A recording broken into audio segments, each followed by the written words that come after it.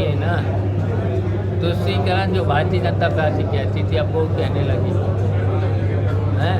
और जितने यहाँ पर टिकट दिए हैं उतना भारतीय जनता पार्टी के कहने से सब दिए। उत्तर प्रदेश से भारतीय जनता पार्टी 80 सीटों हारेगी और इंडिया गठबंधन जीते शामिल हुए आपकी पार्टी में। अब रचित जी, तो लग रहा है आपको कि बीएसपी का वोट आपकी तरफ खिसक रहा है कुछ?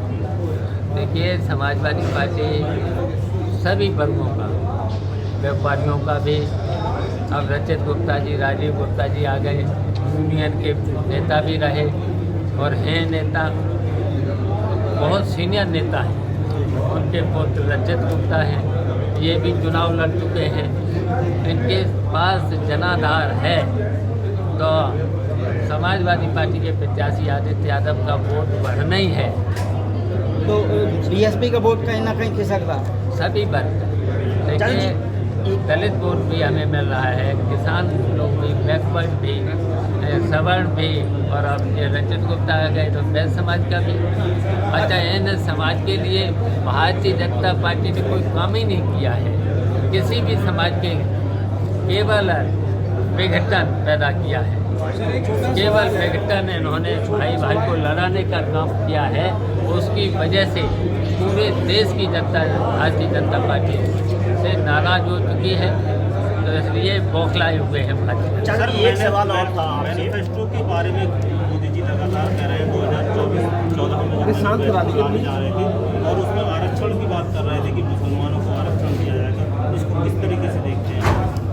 देखिए, इनको पहले तो जो जातीय गणना क्यों नहीं कराते? जातीय गणना करना चाहिए था, और जातीय गणना इसलिए नहीं कर रहे हैं, 1932 में जातीय गणना हुई थी, तब देश की आबादी थी लगभग 35 करोड़ और आज हो चुकी है 140 करोड़ लगभग। तो इनको जातीय गणना कर नहीं इसलिए नहीं कराते हैं कि इनको आरक्षण भी देना पड़ेगा, केवल आरक्षण नहीं देना चाहते हैं।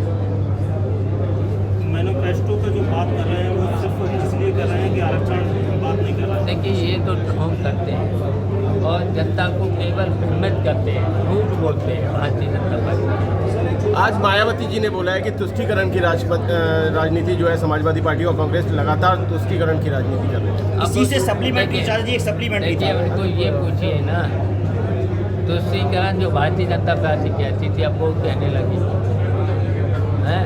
और जितने यहाँ पर टिकट दिए हैं उतना भारतीय जनता पार्टी के कहने से सब दिए गए। तो क्या लगता है कि मायावती जो है भाजपा के लिए काम कर रही हैं? वो तो कर ही रही है। बताइए, यहाँ हमारे मैनपुरी से पहले टिकट दिया, क्या नाम था उसका, साक्य था, क्यों टिकट काटा? फिर बताइए, आजमगढ़ में राजभर का टिकट काटा।